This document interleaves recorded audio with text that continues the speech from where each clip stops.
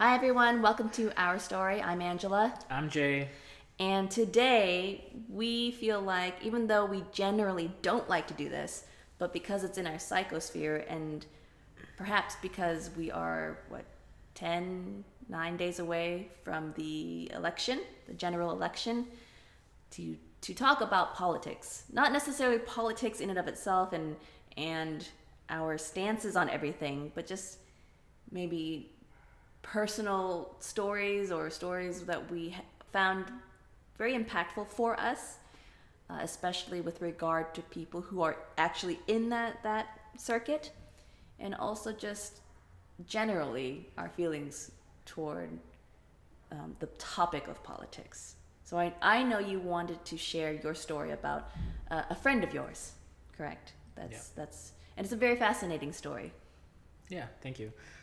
So my friend is a state representative in Connecticut, and he was recently put into a situation where he was the deciding vote in an important bill that was trying to be passed by the Democratic Party, which is to hold police personally accountable for all their actions. And then his party is the Republican Party that is opposed to it. And his belief was that police should be personally responsible. And he took a big hit with that, like as far as his party opposing him, a lot of hate, a lot of threats. He had to hide in his car, and he hid in his car until the votes were complete. So it was, the way he was describing it to me, it was like a very important moment for him, because he, during his career as a state representative, he had always been pushed into a general direction of how the party votes, and he just, even if it opposed with his personal beliefs, he just went along with it because the friction was so much on the opposite side. So he just went with it, and in this case he just couldn't get himself to do it anymore. So he went through that fear stage, and it really escalated, to the point where he was getting these death threats. It became very real, I would imagine, for him, to where He was getting death threats. Yeah, death threats to his office, yeah, on Facebook Live, social media. Yeah. People were not friending him. They were not even just unfriending him. They were threatening his life. I mean, a lot of people that he was looking up to for many years, admiring, they were sending him messages of very childish, very petty things. Bullying for sure. Yeah, absolutely.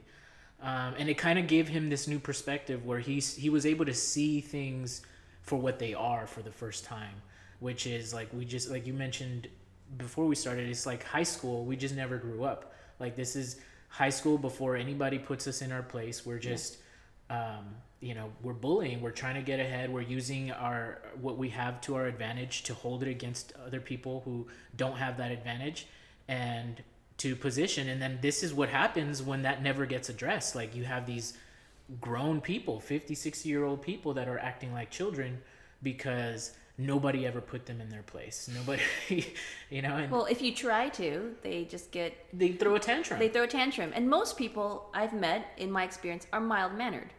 They don't care to threaten your life or go on the internet and are keyboard warriors and just spitting curses at you and spending all day trying to make your life miserable and trying to wipe you off the face of the earth. Most people are not like that. But those who are vehemently toxic. Yeah. And they bombard you. And they make a lot of noise. They're very noisy. And since the rest of the people are just staying quiet, it seems like those voices, it seems like those are the way, because nobody else is saying anything to the contrary. There's no higher. Yeah, you don't hear the vast majority of people, because people are busy. They're busy. Sure. And yeah. they tend to have relatively civil discourse. Yeah. But the ones that make it, the ones that are put on a loop that get the sound bite or that get reported upon, are the loud, obnoxious ones. Yeah. And our media, and that's a whole other situation, but our media just loves the drama. Everything's like high school, isn't it? Yeah. Whether it's politics or media or anything, just you can't have a decent conversation without resorting to throwing spitballs at each other. So that's not very encouraging for our political system, where young and talented and decent human beings feel like they can't contribute to public service. Yeah. Why?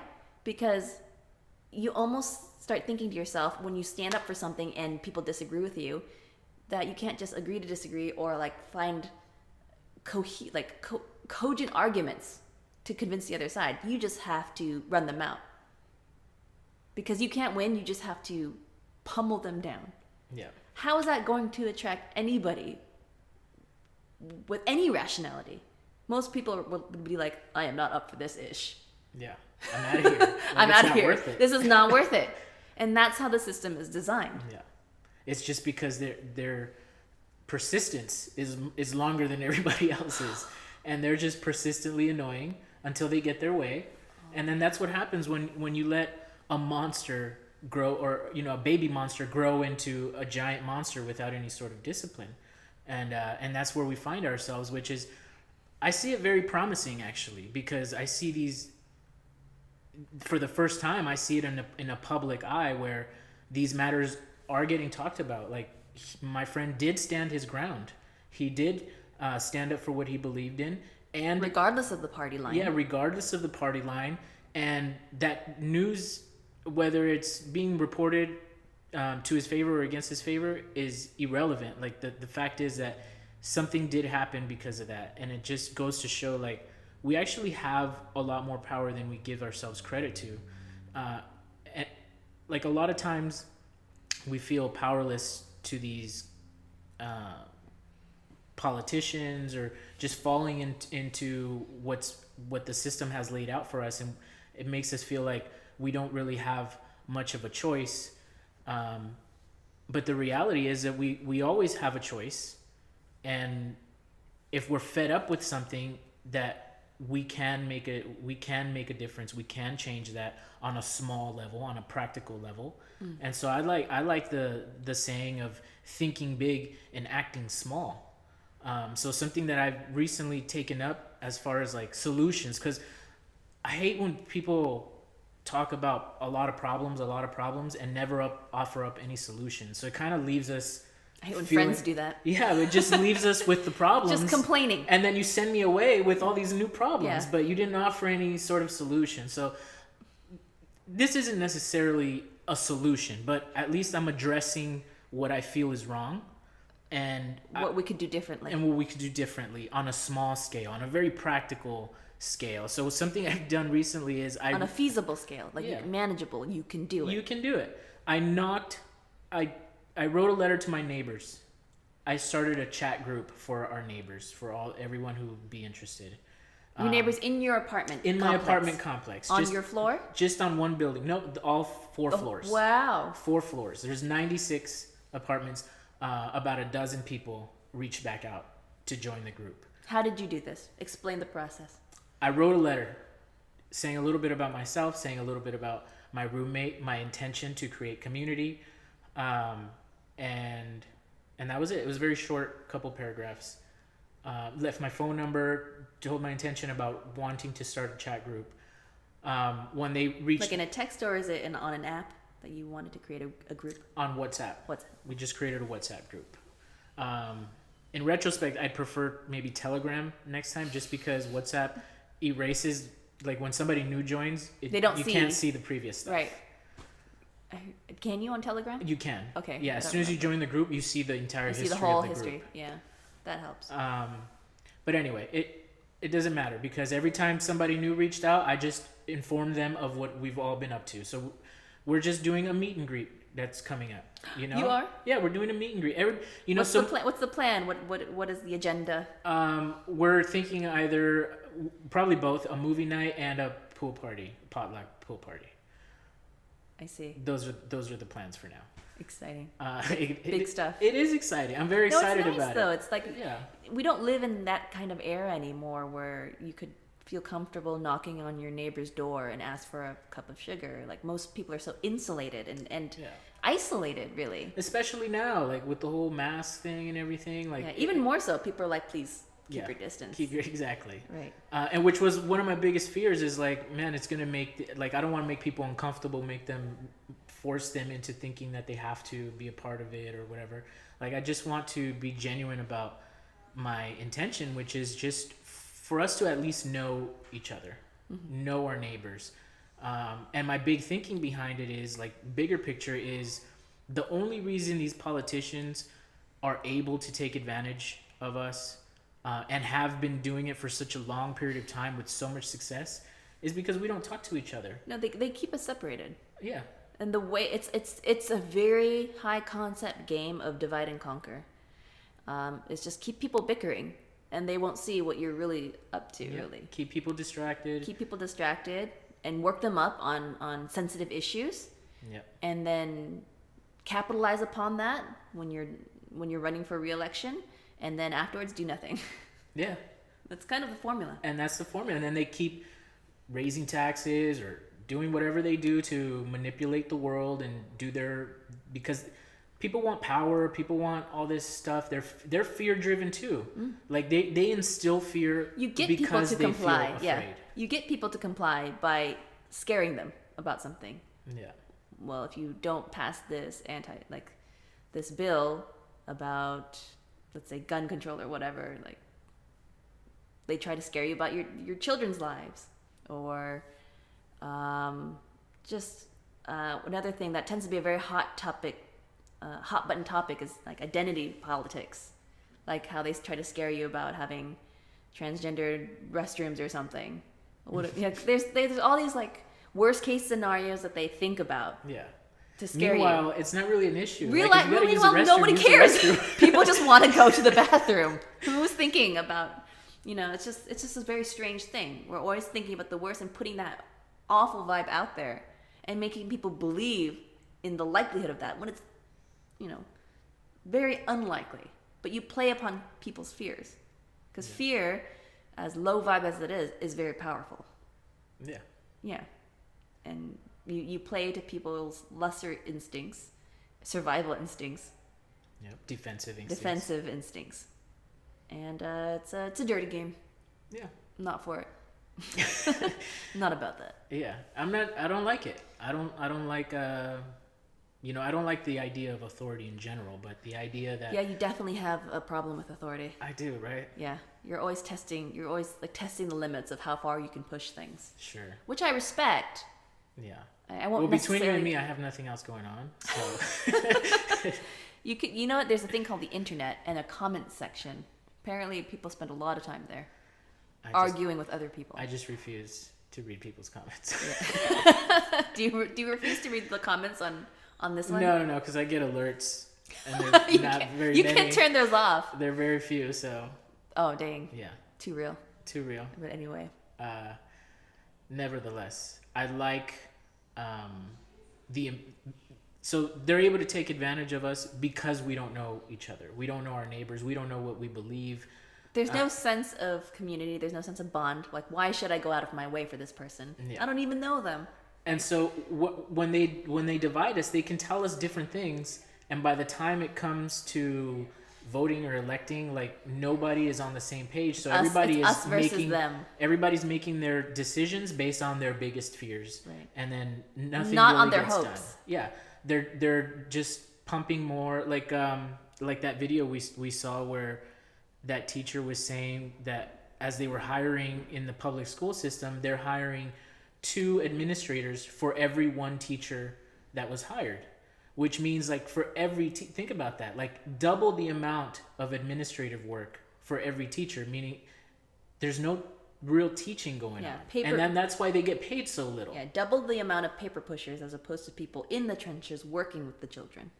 So what Jay's referring to, I forget her name, but there's this young lady who, and you can look up this video by the title, like why I walked away from the Democratic Party or something like that. And she's not saying that she became Republican, but she says that she couldn't identify with a lot of the what she calls very hard liberal kind of thought processes that she actually felt were actually insidious. Not because she didn't want to help people. She did. She has she when you listen to her talk, and she's very well reasoned and she's very well spoken, she talks about how just this, like in schools, how people are trying to find like the racism. So instead of teaching how to be aware and sensitive to the plight of certain, minority groups, it's more of just like finding things that aren't there per se, and what she calls microaggressions. Now, this might be very sensitive to some people because, it's almost, you can't talk about these things without someone saying like, oh, you don't know, or like you're looking down on me, or you're unsympathetic. I get the strong sense that this woman is a very sympathetic person, a very compassionate person. What she was worried about, and if you really listen to what she's saying, she's worried about building a victim mentality amongst children. She wants to help them. Of course, she wants to help people who may have grown up in disadvantaged communities, but she doesn't want to continually hammer this idea that you're a victim, or that you should find conflict in every single little interaction. Is what my sense of. Did you get that feeling from her? Absolutely. Yeah. Like they train her essentially to find what's wrong instead of what's right. Yeah. And she felt like that was not something that she could deal with. Yeah. And that what that does is it just feeds that energy of fear. It feeds that energy of victim mentality, where that's why we're stuck in that victim mentality. Again, going back to solutions, practical solutions, like with Oneness Academy that we have here, is we're teaching kids how to take action, address the things that are happening right in front of them. If somebody's getting hurt, step in front, make sure that everything's okay. Make sure that you clear up a misunderstanding, and a lot, we're stuck in this victim mentality, and we can't act ourselves out of it because we're stuck, we're paralyzed. And that's what this does. Like this teaching, it paralyzes us, where we're unable to do what's right, do what we know inherently is right. And so the ability to teach our kids to take action and to stay positive, reinforce that ability in themselves where they can break themselves out of this sad, angry loop and focus on the positive, the love, the gratitude. I mean, I'm talking about breaking this loop by not even starting it. Like, that's super practical to me. Like, I'm not trying to save the world today. I'm good if it's saved in 100 years, because we addressed it from the core of the issue, rather than focusing on very superficial things. Because a lot of us, we're so deep stuck in our ways of thinking that we just can't get knocked out right away, even if we want to. Like, our beliefs are just ingrained into us. And so we don't want to change anybody's minds. I don't care what people believe. I don't care about your religion or your political views.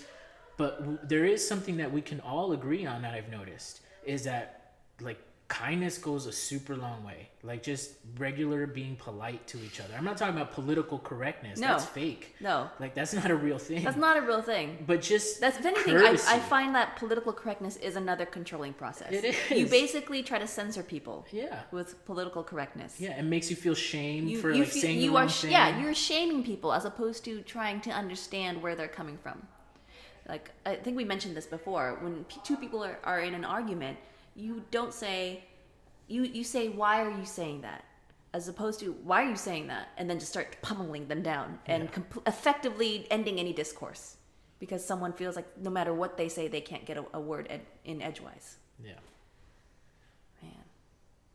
Do you feel like you are represented when you look at anything on like on the ballot or in political parties? Do you feel like your voice is represented in general? I don't think anything that I care about is being addressed in the way that I see where it would be useful. It's like, it's a lot of side, and I have nothing exact to say because I don't pay that much attention. I'm only paying attention as of late because it's so interesting. It's so compelling to see. Really, we've never been able to see in history, both sides so blatantly represented everywhere. Like, because the internet's such a new thing, that's another big reason why they've been able to manipulate us for such a long period of time, is because we don't have access to information. No, everything was disseminated through major outlets, and everyone just got their news from that outlet. But now there's so many different places that you can get your information. Yeah. That this idea that I don't have to necessarily just adhere to Coke or Pepsi, which is essentially what our political system has become at this point. It's very interesting that you bring this up, because I was reading an article on third party candidates, right? And in the past, third party candidates have gotten a lot of heat for like sabotaging campaigns. Have you heard about this, where people feel like, oh, back in 2016 Hillary Clinton lost because she lost so many votes to the Libertarian Party or something, or like Gore versus Bush back in 2000 when we had, what was it, the Independent Party. Like, people always feel like a third parties are like always the spoiler in it, but then they get an inordinate amount of hate. But it's really just people who are so disillusioned with our system. It's kind of a protest vote, meaning they don't want to believe that they only have just one of two choices to make. Because if you look at how diverse our society is, do you think everyone just falls in one of two groups? It doesn't really work that way. And to see that play out on a national stage, I'm not sure that system is a sustainable system. To me, I get the sense that government or politics should be more of a local issue, because that's unique to that community.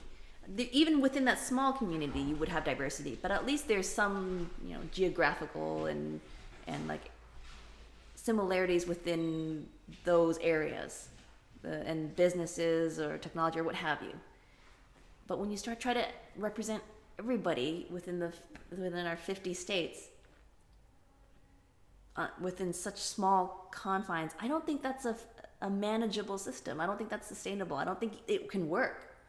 Does that make any sense? It just doesn't work. I don't think it works. It doesn't work to have like one guy in charge of so many different things and different people in different and places, organizations. It's too much. It's with unique situations, resources, just everything. Yeah. I mean, the truth is, it's been set up to fail, which is why I think it's all seemingly unraveling now. And it just gives us an opportunity, because if we really wanted to create a sustainable community on a small scale, let's just think really small, like when a town just starts getting a little bit too big, where you need maybe a representative, or to do commerce with other towns and stuff like that. You need some sort of cities, a city stance, and you want to create things that benefit the entire community. We want medical services, we want schools, education, we're going to want peace officers to make sure that we're keeping the peace. And peace, not police. Yeah, not police. I don't believe in police. I don't believe in politics. To me, they stem from the same thing, which is to put in policy in effect, and then policy just gets wishy-washed, and nobody really knows what it is until you're being affected by it. And if you're not being affected by it, you don't care. So the people being affected by it just are alone, essentially. Yeah. I just like the idea of somebody promoting peace as opposed to automatically policing you and assuming the worst. Even that word, it puts you in that mentality of everyone's doing wrong, and I'm here to make sure that you're not doing that. Yeah, and it's contrary to what we're told how it's supposed to be, which is innocent until proven guilty, but it's not. It's guilty. It's guilty until proven innocent. Yeah, you have and to then prove that's your why case. you have all these, police violence cases. I mean, that's not the only reason, but that's feeding into this narrative. Yeah.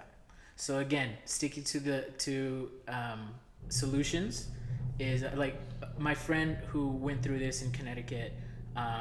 He's been in politics, and I ask him a lot of questions. Like, something I'm really curious about is like because how the police defund the police, that started as a bill, and it happened super fast. Like, I've never heard of it to all of a sudden everybody's talking about it. So how did that happen? Well, he tells me that somebody wrote a bill and it was passed, and like it sounds a lot more simpler than it probably is. There's probably a lot of complex, walls and windows and doors to go through because of the system and how it works. But essentially, we all have the power to write a bill. And then we all have the power to do whatever it takes to push that bill through. Yeah. And that's how, obviously things die down when they don't have funding, right? And whoever is in power, they're much more incentivized to do whatever it takes to get their agenda on the front foot of things. And all I see from that is like, well, there's a will, there's a way. Somebody wants to do something, and it's going to be a chess match to see who can maneuver their... So I want to write a bill. And essentially, I want the bill to say, we're funding peace officers. And instead of cop cars going by with the word police on them, they're going to say with the word peace.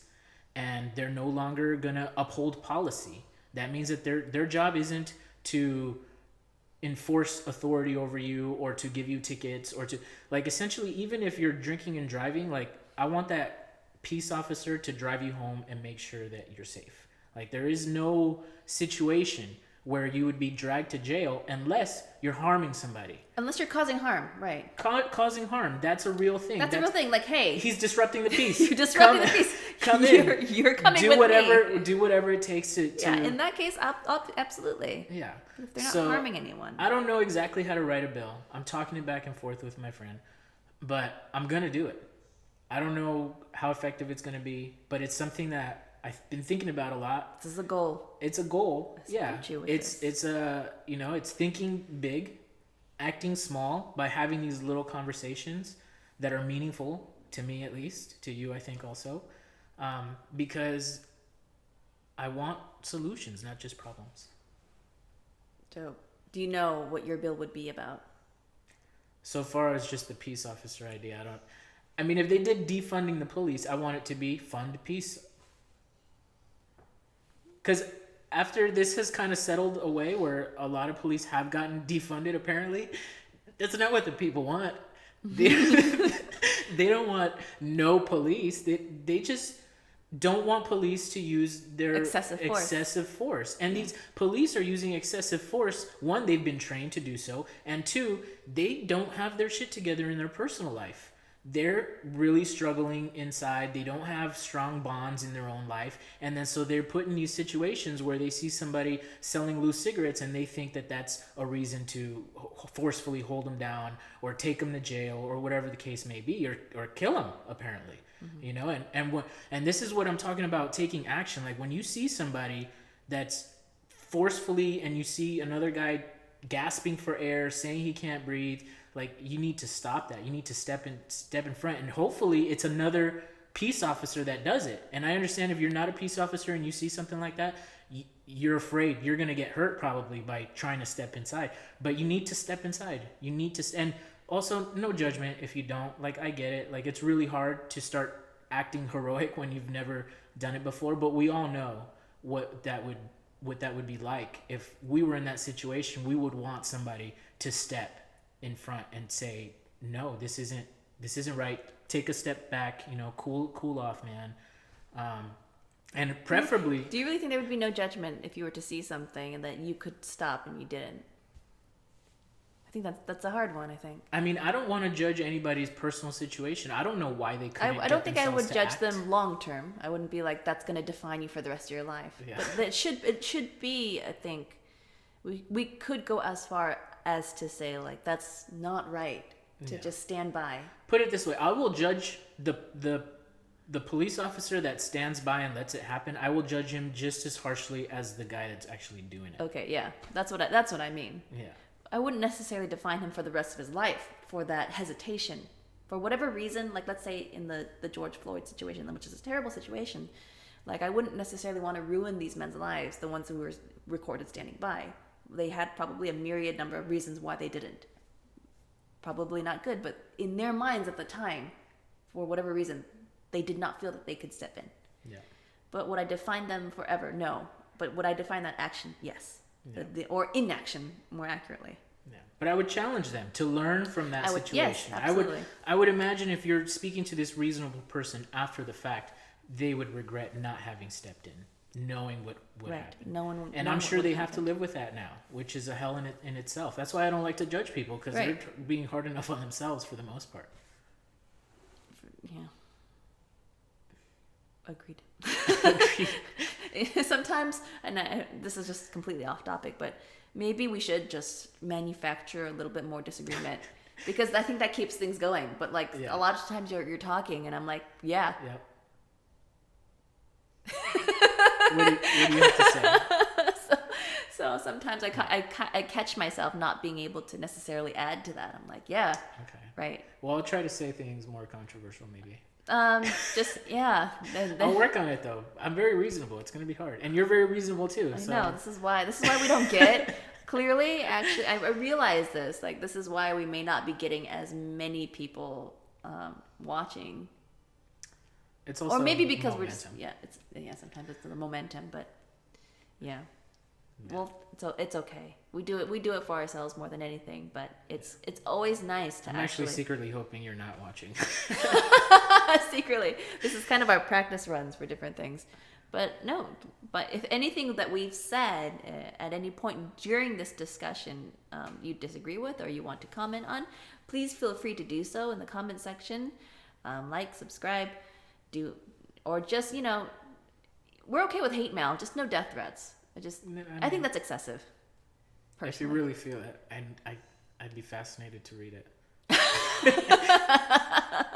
Okay, as an exercise for a day, all of you write your Threaten my life, your worst, most dastardly death threats, and we'll even read it. We'll even read it on here, and we'll work it through. We'll work through it.